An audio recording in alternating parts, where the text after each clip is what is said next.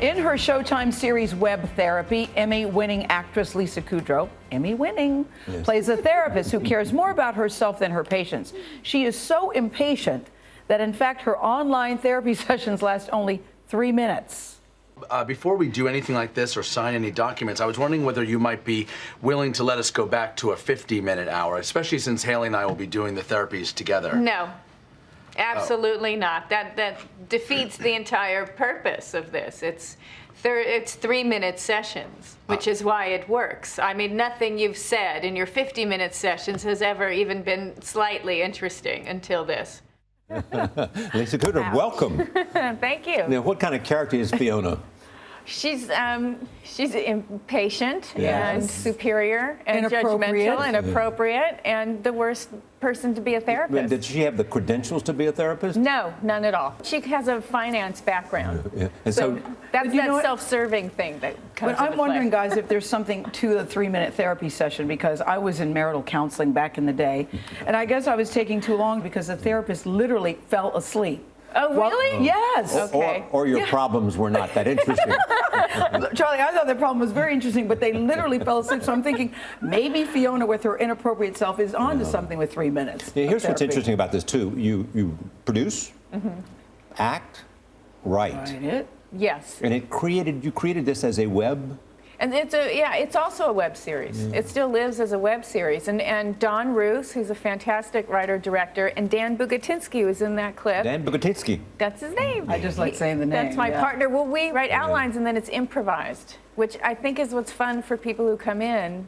And then they just improvise. It takes them half a day to shoot. It's fun. And the people that come in, she's got Meryl Streep. Yes. Very cool. Rosie She's a O'Donnell. therapist. Meryl Streep plays a gay conversion therapist. Oh, I see. You've gotten some really great stars to come on and play with you. I know. That's been really lucky. I mean, even from the very beginning, we just called up Jane Lynch and said, we're doing this web series, and, do you want to do it? And she said, sure.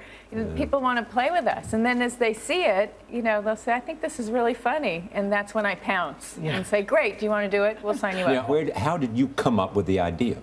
Oh, well, all right. I just thought because of what was going on at the time, everything goes so fast. It's only like a few years ago, but that people are doing everything at their computer now, their entertainment, while they're at work, they'll watch these short things.